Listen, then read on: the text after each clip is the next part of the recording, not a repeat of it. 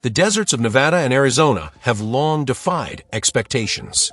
In places where nothing but sand once stretched to the horizon, modern cities have risen from the dust.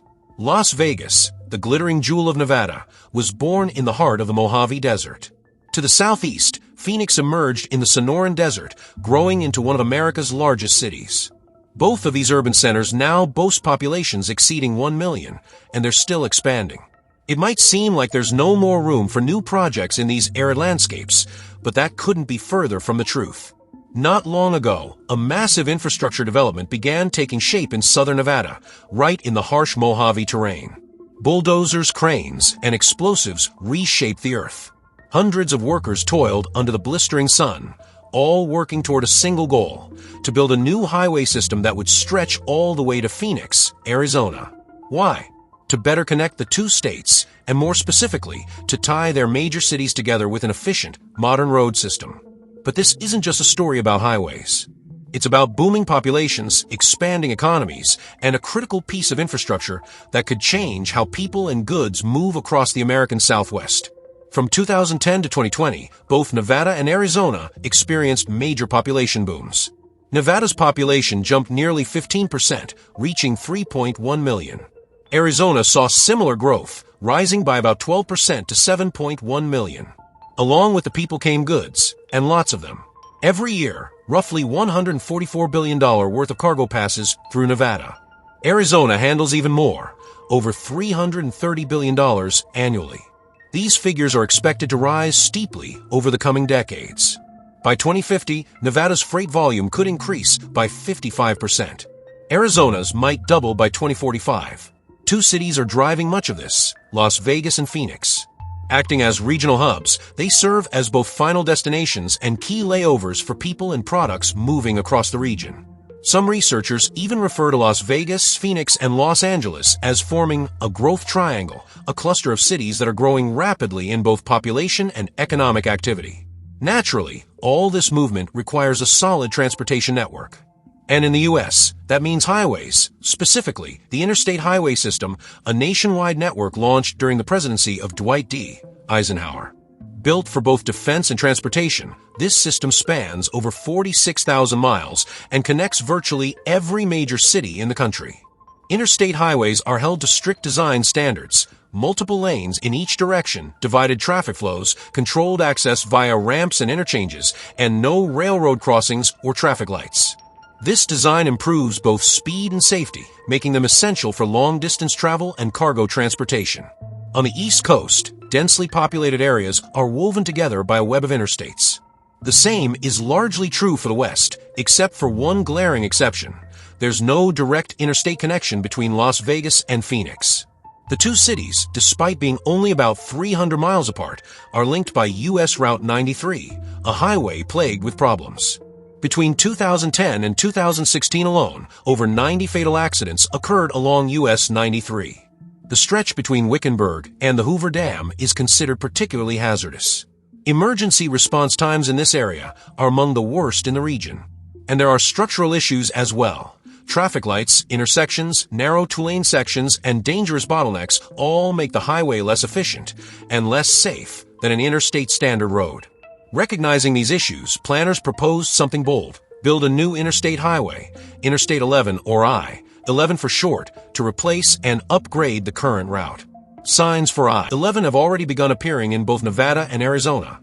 But this is about much more than new signage.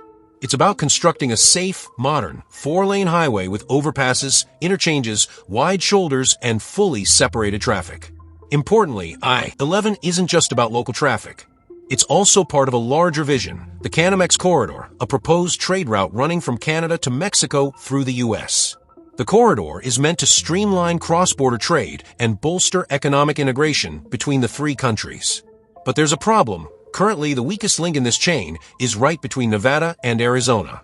Rather than build I-11 entirely from scratch, an approach that would have been enormously expensive, engineers opted for a hybrid method: upgrade parts of the existing US 93 and build new segments where needed. One such challenge emerged in Boulder City, Nevada.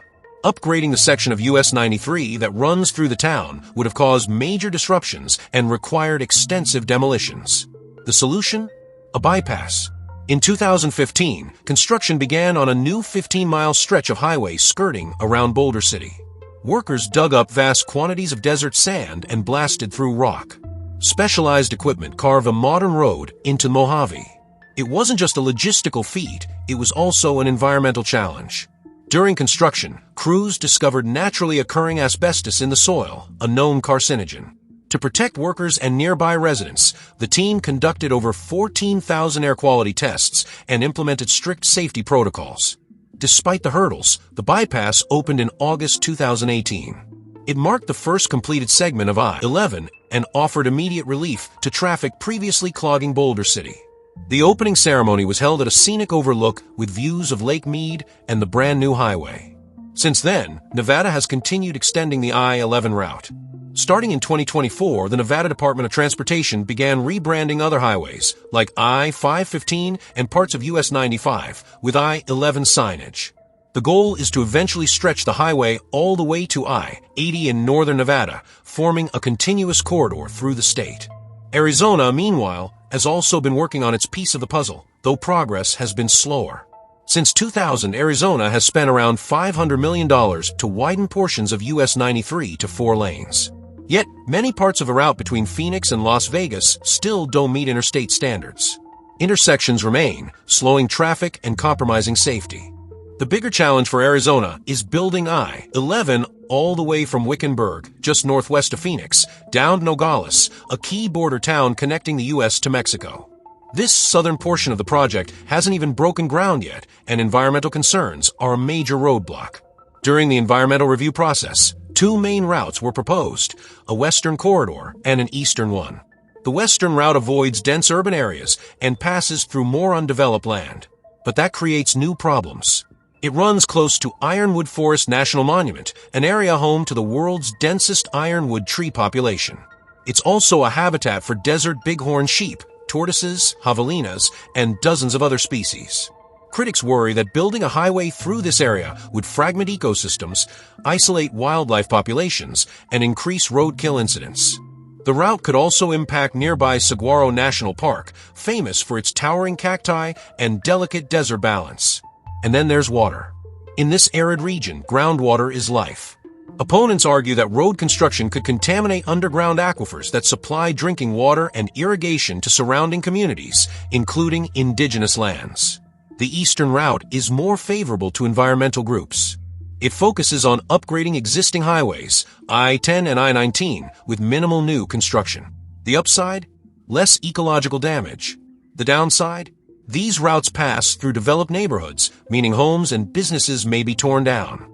And because there aren't many alternate roads, detours during construction could paralyze traffic. In some ways, this could defeat the entire purpose of building a faster route. For now, construction in Arizona is on hold. The environmental impact studies need to be redone, and public opposition remains strong. Yet the potential benefits of I-11 are enormous.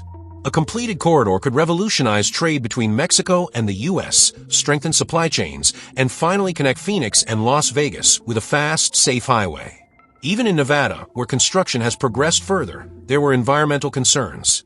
The Boulder Bypass, for example, passes through desert bighorn sheep territory. To reduce collisions, engineers constructed 6 dedicated wildlife crossings, 5 underpasses, and 1 overpass. And it worked. In 2014, wildlife experts fitted GPS collars on 25 sheep to monitor their behavior. The animals regularly used the crossings. Other species like coyotes, mule deer, foxes, and desert tortoises followed suit. Ironically, Arizona had pioneered this idea years earlier. Wildlife crossings built during the US 93 upgrades helped reduce animal deaths dramatically. Before the crossings, about a dozen bighorn sheep were killed each year. Afterward, that number fell, and has stayed at 0 since 2014. So as Arizona looks ahead, it doesn't need to start from scratch. It already has experience, both with wildlife and with highway construction. The question is, will that experience be enough to overcome the legal, environmental, and logistical challenges standing in the way? Only time will tell. But one thing is certain. As America grows, so must its infrastructure. And in the deserts of Nevada and Arizona, the future of transportation is being written in concrete and steel, 1 mile at a time.